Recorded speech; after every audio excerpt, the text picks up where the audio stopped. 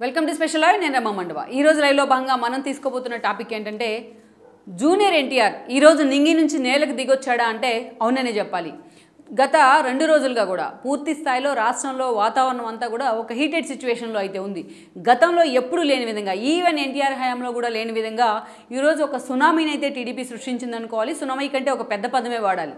జగన్ కూడా ఓడిపోయారు అనే కంటే ప్రజలు ఆయన మీద కక్ష కట్టారు అని కూడా అనుకోవాలి. ఈ ఓటింగ్ సరళి చూసిన తర్వాత, ఈ ఫలితాలు చూసిన తర్వాత. సో టీడీపీ నేతలు, తలపండిన సీనియర్ నేతలు సైతం, తలపండిన సెఫాలజిస్టులు సైతం ఈ రిజల్ట్ని ముందుగానే ఎక్స్పెక్ట్ చేయలేకపోయారు. ఆ స్థాయి విజయాన్ని అయితే కూటమి నమోదు చేసింది. ఈవెన్ టీడీపీ కానీ అండ్ జనసేన కానీ అండ్ దెన్ ఇక్కడ చూసినట్టయితే బీజేపీ కానీ అంత ఆ స్థాయిలో ఏపీ ఓటర్లు ఒక వన్ సైడ్ మ్యాండేట్ ఇచ్చారు. మనం గతంలో 2019 ఎన్నికల్లో జగన్మోహన్ రెడ్డికి 151 సీట్లు వస్తేనే అదొక పెద్ద మ్యాండేట్ అనుకుంటూ వచ్చాం. One side victory, land side victory అనే పదాలు కూడా వాడటం జరిగింది. కానీ ఈసారి అవి చాలా చిన్న పదాలే అవుతాయి ఈ విక్టరీ ముందు. ఆ స్థాయిలో విజయాన్ని నమోదు చేసింది టీడీపీ క్యాడర్ కానీ అంత జోష్లో ఉంది. ఒకవైపు లోకేష్ లాంటి వాళ్ళు మంగళగిరి లాంటి చోట తనకి సవాల్గా మారిన ఆ సీట్లో తాను ఓటమి పాలైన ఆ ప్లేస్ నుంచే గెలిచి ఈరోజు ఆయన మీసం మెలేస్తున్న పరిస్థితి అయితే ఉంది. అది కూడా 90,000 పైచిలుకు మెజారిటీతో మంగళగిరి లాంటి ఒక హార్డ్ కోర్ సీట్లో. మరోవైపు చూసినట్లయితే బాలకృష్ణ హిందూపూర్లో హ్యాట్రిక్ కొట్టగలిగారు. ఆ ఫ్యామిలీ నుంచి చూస్తే మనం ప్రత్యేకించి చంద్రబాబు నాయుడు కుప్పంలో ఎన్ని ఇబ్బందులు పెట్టినా వైనాట్ కుప్పం అనే టైటిల్ని తీసుకొచ్చిన జగన్మోహన్ రెడ్డి దాన్ని ఒక సెంటిమెంట్ అస్త్రంగా జనంలోకి తీసుకెళ్ళినా బట్ ఈరోజు కుప్పంలో చంద్రబాబు ఘనమైన విక్టరీనే సాధించారని అనుకోవాలి. మరోవైపు చూసినట్టయితే బాలకృష్ణ ఫ్యామిలీ నుంచే ఆయన చిన్నలుడైన శ్రీభరత్ కూడా రాష్ట్రంలోనే ఎంపీలందరికంటే అత్యధిక మెజారిటీ 5 లక్షల పైచిలుకు మెజారిటీ సాధించారు. గతంలో జగన్మోహన్ రెడ్డి మెజారిటీని కూడా బ్రేక్ చేసే విధంగా ఈరోజు ఆయన వైజాగ్ నుంచి ఎంపీగా గెలుపొందడం జరిగింది. సో అలా ఇక నందమూరి ఫ్యామిలీ వైపు మొత్తం నుంచి చూసినట్లయితే అటు బాలకృష్ణ కావచ్చు, బాలకృష్ణ అల్లుళ్ళైన ఇద్దరు లోకేష్ అండ్ శ్రీభరత్ కావచ్చు అండ్ దెన్ చంద్రబాబు నాయుడు కావచ్చు. ఇలా ఈరోజు ఇక అంతేకాదు అదే ఫ్యామిలీ నుంచి ఈరోజు పురంధరేశ్వరి కూడా రాజమండ్రి నుంచి పురంధరేశ్వరి ఎంపీగా బీజేపీ తరపున పోటీ చేశారు. రాష్ట్ర శాఖ అధ్యక్షురాలుగా ఉన్నారు. ఆవిడ కూడా 2 లక్షల పైచిలుకు మెజారిటీతో ఈరోజు ఒక సాలిడ్ విక్టరీని అయితే సాధించారని అనుకోవాలి. ఇలా ఈరోజు చూసినట్లయితే నందమూరి ఫ్యామిలీకి, నారా ఫ్యామిలీకి సంబంధించి ఒక సాలిడ్ విక్టరీ అయితే నమోదైందని అనుకోవాలి. 5గురు మొత్తం ఈరోజు అటు చట్టసభల్లో, అసెంబ్లీలో కావచ్చు, పార్లమెంట్లో కావచ్చు అడుగు పెట్టబోతూ ఉన్నారు. ఇలాంటి సిచ్యువేషన్లో మొత్తం ఈ రోజున జాతీయ స్థాయిలో, అంతర్జాతీయ స్థాయిలో ఈరోజు అందరి చూపు కూడా రాష్ట్రం మీద ఉంది. చిన్న పెద్ద అన్న తేడా లేకుండా ఈరోజు అందరూ కూడా ఈ విక్టరీని వెల్కమ్ చేస్తున్న పరిస్థితి ఉంది. ఈవెన్ మనం చూసినట్లయితే ఎప్పుడు కూడా గతంలో ఎన్నోసార్లు గెలుపు ఓటములు సర్వసాధారణం అని చెప్పే జగన్మోహన్ రెడ్డి కూడా ఎప్పుడు మీడియా ముందుకు రాని పరిస్థితి. ఈరోజు ఏకంగా టీడీపీ విక్టరీ చూసిన తర్వాత కళ్ళు బైర్లు గమ్మిన పరిస్థితుల్లో జగన్మోహన్ రెడ్డి కూడా ప్రెస్ మీట్ పెట్టారు. గత 5 ఏళ్లుగా ఆయన సీఎంగా ఎప్పుడూ ప్రెస్ మీట్ పెట్టలేదు. సో ఇప్పుడు ముందు లాస్ట్ టైం ఆయన దిగిపోయే ముందు, ఆయన రిజైన్కి వెళ్లే ముందు ప్రెస్ మీట్ పెట్టి మరి తన గెలుపుకు సంబంధించి, ఏదైతే తన పార్టీ ఓటమికి సంబంధించి, టీడీపీ గెలుపుకు సంబంధించి మాట్లాడారు ఆయన. అండ్ దెన్ పవన్ కళ్యాణ్, చంద్రబాబు నాయుడుకి అభినందనలు కూడా తెలపడం జరిగింది. సో అందరూ ఇక మొత్తం పార్టీలకు అతీతంగా, ప్రాంతాలకు అతీతంగా, ఈవెన్ నిన్న మొన్నటి వరకు చంద్రబాబు నాయుడిని, లోకేష్ని టార్గెట్ చేస్తూ వచ్చిన అటు కేటీఆర్ కానీ ఇటు కేసీఆర్ లాంటి వాళ్ళు కూడా అదే స్థాయిలో ఒక అభినందనలు తెలపడం జరిగింది. ఏది ప్రోటోకాల్ ప్రకారం కావచ్చు, ఒక సంప్రదాయం కావచ్చు. అది ఇక రేవంత్ రెడ్డి లాంటి వాళ్ళ సంగతి అయితే చెప్పాల్సిన అవసరమే లేదు. ఇలా ఈరోజు చూసే ఒక పార్టీలకు అతీతంగా జాతీయ స్థాయిలో, అంతర్జాతీయ స్థాయిలో, ఆ స్థాయిలో చంద్రబాబు నాయుడు మీద, టీడీపీ మీద ఒక అభినందనలు అయితే వెల్లువెత్తుతూ ఉన్నాయి. ఇక స్టాలిన్ లాంటి వాళ్ళు కూడా ఈరోజు ఎన్డీఏకు ఉన్న అవసరం దృష్ట్యా చంద్రబాబు నాయుడు అత్యంత కీలకంగా మారబోతున్నారన్నది వాస్తవం కూడా. అందుకే ఈరోజు జాతీయ స్థాయి నేతలు కూడా పార్టీలకు అతీతంగా అటు ఇండియా కూటమికి చంద్రబాబు అవసరం కనిపిస్తోంది, ఇటు ఎన్డీఏ కూటమిలో ఆయన అవసరం తప్పనిసరైంది. అలాంటి పరిస్థితులు ఈరోజు స్టాలిన్ మొదలుకొని నిన్న మొన్నటి వరకు చంద్రబాబు నాయుడిని లైట్ తీసుకున్న నేతలు కూడా ఆఖరికి ఆయన అరెస్ట్ చేసి జగన్మోహన్ రెడ్డి 52 రోజుల పాటు జైల్లో పెడితే స్పందించిన నేతలు కూడా ఈరోజు చంద్రబాబు నాయుడికి ఫోన్ చేసి విషెస్ చెప్తున్న పరిస్థితి అయితే ఉంది. అలా తను నిజంగానే జాతీయ స్థాయిలో మరోసారి కింగ్ మేకర్ అవుతున్నారు చంద్రబాబు నాయుడు. అందుకే ఈరోజు పార్టీలకు అతీతంగా, ప్రాంతాలకు అతీతంగా అందరూ కూడా టీడీపీ విక్టరీని ఓన్ చేసుకుంటూ ఉన్నారు. టీడీపీ మీద, చంద్రబాబు నాయుడు మీద ఒక ప్రశంసలు కురిపిస్తూ ఉన్నారు.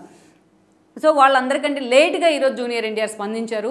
ఇప్పుడు అసలు జూనియర్ ఎన్టీఆర్ నుంచి స్పందన ఉంటుందా లేదా అని అందరూ అనుకుంటున్న సమయంలో, ఎందుకంటే ఇండస్ట్రీ నుంచి ఇప్పటికే చిరంజీవి లాంటి వాళ్ళు కూడా చంద్రబాబు నాయుడికి ప్రత్యేకంగా ఆయన కంగ్రాచులేట్ చేసే ప్రయత్నం అయితే చేస్తున్నారు.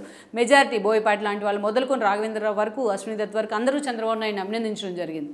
ఒక వైవీఎస్ చౌదరి లాంటి వాళ్ళు కూడా. సో అలాంటి సిచ్యువేషన్ నుంచి ఈరోజు అందరికంటే లేటుగా జూనియర్ ఎన్టీఆర్ స్పందించే ప్రయత్నం అయితే చేశారు. అది కూడా మనం చెప్పుకుంటున్నాం చంద్రబాబు నాయుడుతో పాటు, అటు భరత్తో పాటు, లోకేష్తో పాటు పురంధరేశ్వర్కి, బాలకృష్ణ కూడా అందరికీ విషెస్ చెప్తూ ఒక ట్వీట్ వేశారు ఆయన. సో ఇక్కడే జూనియర్ ఎన్టీఆర్ ఇప్పుడు టాక్ ఆఫ్ ది టీడీపీ అయ్యారు, టాక్ ఆఫ్ ది స్టేట్ కూడా అయ్యారు. అందుకే ఈ క్రమంలోనే జూనియర్ ఎన్టీఆర్ నిజంగానే నింగి నుంచి నేలకు వచ్చారా, ఆకాశంలోంచి నేలపైన దిగే ప్రయత్నం చేశారా అన్న చర్చ జరుగుతుంది. అందుకు కారణాలు కూడా ఉన్నాయి, వాటిని మనం చెప్పుకునే ప్రయత్నం చేద్దాం. ముందుగా మనం చూసినట్లయితే అసలు జూనియర్ ఎన్టీఆర్కు అండ్ దెన్ టీడీపీకి ఒక డ్రిఫ్ట్ ఎక్కడ స్టార్ట్ అయింది అనుకుంటే చాలా కాలం వెనక్కే వెళ్లాల్సి ఉంటుంది. మనం ఒక ఫ్లాష్ బ్యాక్ని కూడా అప్పట్లో హైలైట్ చేసుకోవాలి. గతంలో జూనియర్ ఎన్టీఆర్ని హరికృష్ణ ఫ్యామిలీ దూరం పెట్టిన క్రమంలో చంద్రబాబు నాయుడు దాన్ని ఇనిషియేట్ తీసుకున్నారనేది అందరికీ తెలిసిందే, ఆయన దగ్గర చేసే ప్రయత్నం చేశారనేది కూడా అందరికీ తెలిసిందే. స్వయంగా జూనియర్ ఎన్టీఆర్కి అప్పుడు సినిమాలు ఇప్పించడం దగ్గర నుంచి తన సొంత మేనకోడలు కూతురు ఇప్పించి చంద్రబాబు నాయుడు ఆ రోజు పెళ్లి కూడా చేయడం జరిగింది. అలా జూనియర్ ఎన్టీఆర్ కూడా చంద్రబాబు నాయుడు అంటే అంతే గ్రాటిట్యూడ్ చూపిస్తూ వచ్చారు. చంద్రబాబు నాయుడు అదే స్థాయిలో ఆయనతో సహచర్యం కూడా ఉండేది. ఈవెన్ టీడీపీ తరఫున 2009 ఎన్నికల్లో జూనియర్ ఎన్టీఆర్ ప్రచారం కూడా చేస్తున్నారు ఆ రోజున. ఈవెన్ తను ప్రచారాన్ని ముగించుకుంటూ వస్తుండగా ఇల్లేందు దగ్గర యాక్సిడెంట్ అయింది.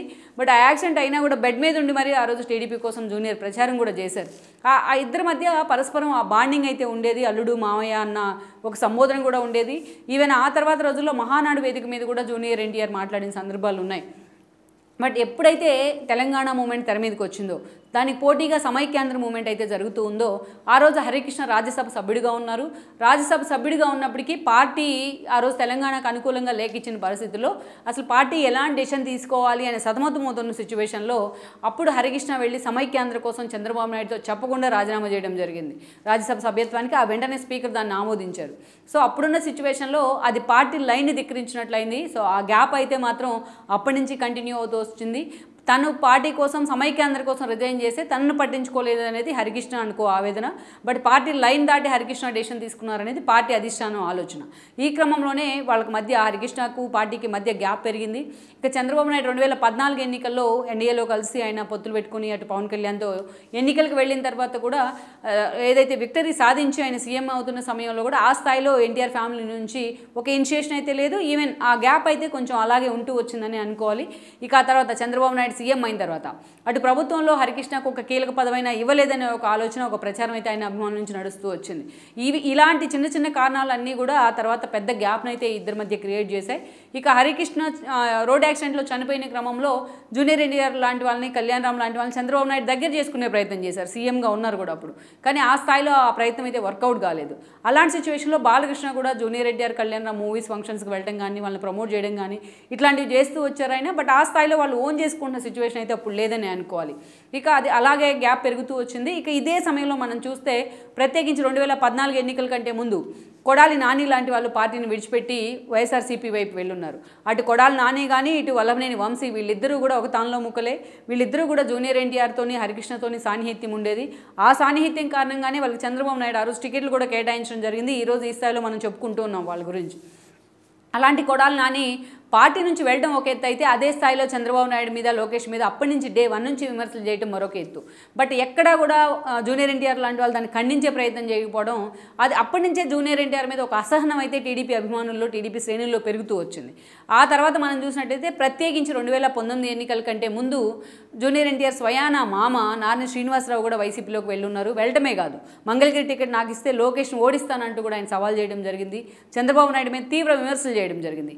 జూనియర్ ఎన్టీఆర్ తెలియకుండానే ఆయన మామ ఆ పార్టీలోకి వెళ్తారా అన్న విమర్శలు కూడా వచ్చాయి. సో ఇలాంటి కారణాలే పార్టీకి జూనియర్ని దూరం చేస్తూ వచ్చాయి. జూనియర్ కూడా అంతే స్థాయిలో లైట్ తీసుకున్నారు కూడా అలాంటి సిచ్యువేషన్స్ని.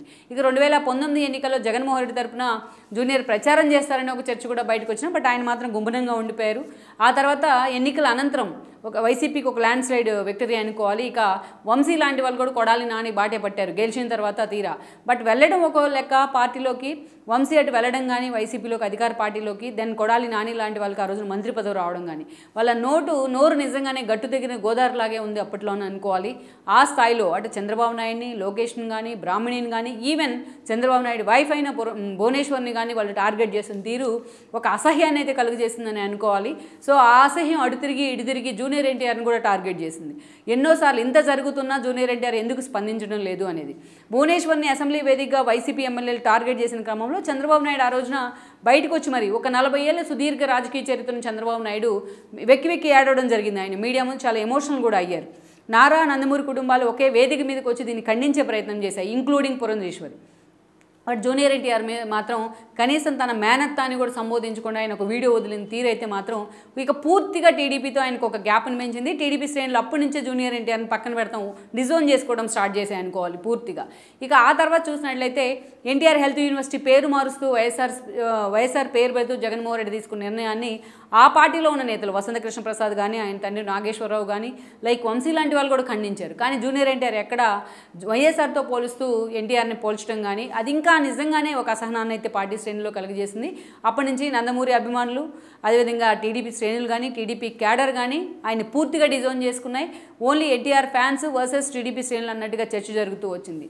ఎన్టీఆర్ మీద ఆ స్థాయిలో టీడీపీ అభిమానులకి ఒక అభిమానం ఉండడం, టీడీపీ శ్రేణులకు ఒక ఆదరత ఉండడం. ఎందుకంటే ఫస్ట్ నుంచి ఆయన సేమ్ ఆయన ఆహార్యంలో కానీ, ఆయన డిక్షన్లో కానీ తన తాతను పోలు ఉండడం, యాక్షన్లో కూడా అదే స్థాయిలో ఒక గ్రేజ్ కానీ, డ్యాన్స్లో ఆయన చూపించే ఈజ్ కానీ డే 1 నుంచి టీడీపీ శ్రేణులు కానీ, టీడీపీ కానీ జూనియర్ ఎన్టీఆర్ని ఓన్ చేసుకుంది. బట్ ఆ స్థాయిలో ఆయన టీడీపీని ఓన్ చేసుకునే ప్రయత్నం అయితే చేయలేకపోయారు. కొన్ని రాజకీయ కారణాలు కావచ్చు, ప్రత్యేకంగా వ్యక్తిగత కారణాలైనా కావచ్చు, ఇప్పటిదాకా మనం చెప్పుకున్న కారణాలు అన్నీ ఉండొచ్చు. 2018 ఎన్నికల్లో సునహాసిని పోటీ చేస్తున్నారు. ఆ రోజున టీటీడీపీ నుంచి కూకట్పల్లి నుంచి ఆమె వాళ్ళ అక్క పోటీ చేసినా కూడా ఆ రోజు జూనియర్ ఎన్టీఆర్ ప్రచారానికి కూడా రాలేదు, కళ్యాణ్ రామ్ కూడా ప్రచారానికి రాలేదు. ఇది కూడా ఒక గ్యాప్ని అయితే తీసుకొచ్చింది. సో ఇలాంటి కారణాలు కొన్ని వందలు ఉన్నాయి. ఇక తీరా మొన్నటి ఎన్నికలకు ముందు అనేక సార్లు ఏదైతే ఎన్టీఆర్ శతజయంతి ఉత్సవాలకు జూనియర్ ఎన్టీఆర్ పిలిచినా ఆయన పేరు మీద కాయిన్ రిలీజ్ చేసే కార్యక్రమానికి ఏదైతే ప్రెసిడెన్షియల్ హాల్లో జరిగిన దానికి కూడా జూనియర్ ఎన్టీఆర్ వెళ్ళకపోవడం, ఇలాంటివన్నీ కూడా జూనియర్ ఎన్టీఆర్ మీద నిజంగానే ఒక కోపాన్ని, ఆగ్రహాన్ని అయితే తీసుకొచ్చాయి. ఇక లోకేష్ లాంటి వాళ్ళు తన పాదయాత్రలో చాలాసార్లు జూనియర్ ఎన్టీఆర్ పార్టీలోకి వస్తే ఏం చేస్తారో అన్నప్పుడు వెల్కమ్ చేస్తాను, ఆయన కూడా రావచ్చు పార్టీలోకి అంటూ కూడా చాలా వెల్కమ్ చేస్తూ కూడా లోకేష్ లాంటి వాళ్ళు మాట్లాడటం జరిగింది. కానీ ఆ గ్యాప్ మాత్రం అలాగే ఉంటూ వచ్చింది. ఇక ఆ స్థాయిలో కొడాలి నాని మొదలుకొని, ఓ రోజా మొదలుకొని, వంశీ లాంటి వాళ్ళు ఎంతోమంది విమర్శిస్తున్నా జూనియర్ ఎన్టీఆర్ ఎప్పుడు కూడా దాన్ని ఎక్కడ ఖండించే ప్రయత్నం చేయాలి. ఒకవైపు కొడాలి నాని కానీ, వంశీ కానీ ప్రత్యేకంగా లోకేష్ని తిడతారు, చంద్రబాబు నాయుడుని తిడతారు. At the same time junior ఎన్టీఆర్ని ఓన్ చేసుకుంటారు. మరోవైపు చూసినట్లయితే పవన్ కళ్యాణ్ని తిడతారు, చిరంజీవిని ఓన్ చేసుకుంటారు. ఇది ఒక డబుల్ గేమ్ లాగా వాళ్ళు తీసుకొస్తూ వచ్చారు తెర మీదకు. ఇక రాష్ట్ర వ్యాప్తంగా ఉన్న జూనియర్ అభిమాన సంఘాలను కూడా వైసీపీ ఓన్ చేసుకుంది. చంద్రబాబు నాయుడు ఎక్కడికి వెళ్ళినా వాళ్ళంతా కూడా జూనియర్ ఎన్టీఆర్కి అనుకూలంగా నినాదాలు చేస్తూ చాలా సభలో ఇరిటేషన్ కలిగించే ప్రయత్నాలు కూడా చేశారు. కానీ ఎక్కడ జూనియర్ ఎన్టీఆర్ దీన్ని ఖండిస్తూ కానీ, ఎప్పుడూ తనకు సినిమాలే ముఖ్యమైన విధానంలో ఆయన వెళ్ళారు కానీ ఆయన ఖండిస్తూ ఒక డెసిషన్ తీసుకున్న పరిస్థితి అయితే లేదు. ఈవెన్ టీడీపీ నేతలు కూడా, ఒక పట్టాభి లాంటి వాళ్ళు, ఒక వర్ల రామయ్య లాంటి వాళ్ళు చాలాసార్లు జూనియర్ ఎన్టీఆర్ తీరును కూడా క్వశ్చన్ చేశారు వాళ్ళు ప్రెస్ మీట్స్లో, పార్టీ వేదికల మీద. బట్ ఎక్కడ లోకేష్ కానీ, చంద్రబాబు నాయుడు కానీ ఈ అంశం మీద స్పందించిన సిచ్యువేషన్ అయితే లేదు. కానీ శ్రీభరత్ లాంటి వాళ్ళు కూడా జూనియర్ ఎన్టీఆర్ అవసరం మాకు ఇప్పుడు లేదు అంటూ కూడా మాట్లాడి అది కూడా ఒక కాంట్రవర్సీ అయింది అప్పట్లో. సో ఓవరాల్గా చూసినట్లయితే జూనియర్ ఎన్టీఆర్ పార్టీతో పూర్తిగా డీలింగ్ అవ్వడం ఒక ఎత్తు అయితే, పూర్తిగా సినిమాల మీద తన కెరీర్ మీద ఫోకస్ పెడతాం ఒక ఎత్తు అయితే, తన చుట్టూ, తన బంధువుల చుట్టూని, తన నందమూరి వారసుల చుట్టూని అనేక విమర్శలు వైసీపీ చేస్తున్నా వాళ్ళ క్యారెక్టర్ అసాసినేషన్, బ్రాహ్మణి తన సొంత చెల్లెను, అలాంటి బ్రాహ్మణిని క్యారెక్టర్ అసాసినేషన్ చేసే విధంగా, తన సొంత మేనత్ అయిన భువనేశ్వర్ని క్యారెక్టర్ అసాసినేషన్ చేసే విధంగా, బీజేపీ రాష్ట్ర అధ్యక్షురాలుగా ఉన్న పురంధరేశ్వర్ని క్యారెక్టర్ అసాసినేషన్ చేసే విధంగా వైసీపీ ప్రవర్తిస్తున్నా ఎక్కడ జూనియర్ ఎన్టీఆర్ వాటిని ఖండించే ప్రయత్నం చేయకపోవడం మాత్రం నిజంగానే ఈరోజు జూనియర్ ఎన్టీఆర్ మీద ఆ మచ్చ అయితే మచ్చగానే మిగిలిపోయిందని అనుకోవాలి. ఇక ఎన్టీఆర్ ఏదైతే ఇటీవలే ఆయన ఏదైతే పూర్తి స్థాయిలో ఎన్టీఆర్ వర్ధంతి సమయంలో ఆయన ఎక్కడికంటే ఎన్టీఆర్ ఘాట్ దగ్గరికి టీడీపీ శ్రేణులు నేతలు వెళ్ళడం కానీ, జూనియర్ ఎన్టీఆర్ లాంటి వాళ్ళు అక్కడ వెళ్ళినప్పుడు ఒకవైపు బాలకృష్ణ ఉన్నప్పుడే జూనియర్ ఎన్టీఆర్ సీఎం అనే నినాదాలు చేయడం కానీ, ఇది కూడా అటు అభిమానుల్లో ఒక అసహనాన్ని అయితే క్రియేట్ చేస్తూ వచ్చింది. సో ఇలాంటివి ఒక 100 కారణాలు టీడీపీకి జూనియర్కి గ్యాప్ను పెంచుతూ వచ్చాయి. అయితే ఇప్పుడు తీరా ఎలక్షన్లో ఒక సునామీని టీడీపీ కానీ, అటు పవన్ కళ్యాణ్ కానీ, బీజేపీ కలిసి ఒక సునామీని అయితే సృష్టించారు. మనం ఇందాక చెప్పుకున్నట్టు లోకేష్తో పాటు శ్రీభరత్ కూడా అసెంబ్లీలో లోకేష్ ఒక భారీ మెజారిటీ, మంగళగిరి లాంటి సీట్లో 90,000 పైన, అదేవిధంగా 5 లక్షల పైన శ్రీభరత్ ఎంపీ సీట్లో మెజారిటీ సాధించారు.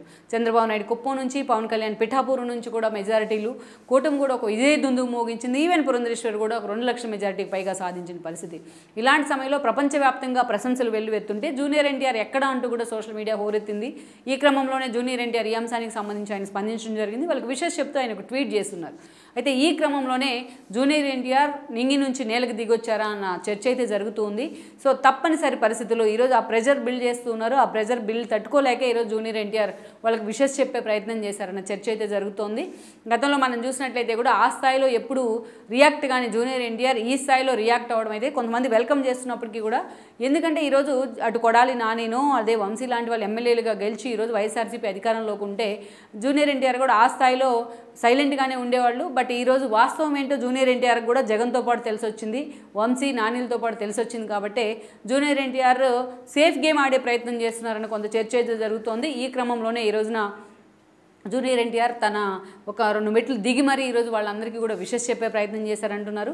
ఇది కొంతమంది ఇంతటితో వివాదానికి పులి స్టాప్ పడుతుందని వెల్కమ్ చేసే ప్రయత్నం చేస్తున్నప్పటికీ ఈ అంశానికి సంబంధించి లోకేష్ కానీ, చంద్రబాబు నాయుడు కానీ, మిగతా పర్సన్స్ కానీ ఎలా రియాక్ట్ అవుతారని చూడాల్సి ఉంది. మరి ఈ ట్వీట్ వేదికగానైనా, ఈ సంఘటన వేదికగానైనా ఇక ముందు జూనియర్ ఎన్టీఆర్కు లోకేష్కు, జూనియర్ ఎన్టీఆర్కు టీడీపీకి, జూనియర్ ఎన్టీఆర్కు చంద్రబాబు నాయుడుకు మధ్య సాన్నిహిత్యం సానుకూలంగా ఉంటుందా, లేకపోతే జూనియర్ ఎన్టీఆర్ కేవలం ఒక ట్వీట్ వరకే పరిమితం అవుతారా, ఈ గ్యాప్ని ఇలాగే టీడీపీ కూడా కంటిన్యూ చేసే ప్రయత్నం చేస్తుంది అన్నది మాత్రం ఈరోజు ఒక హాట్ టాపిక్ అయిన అంశంగా మారిందన్నది వాస్తవం. ఈ వీడియో మీకు నచ్చినట్లయితే please share, like and subscribe R24 Telugu.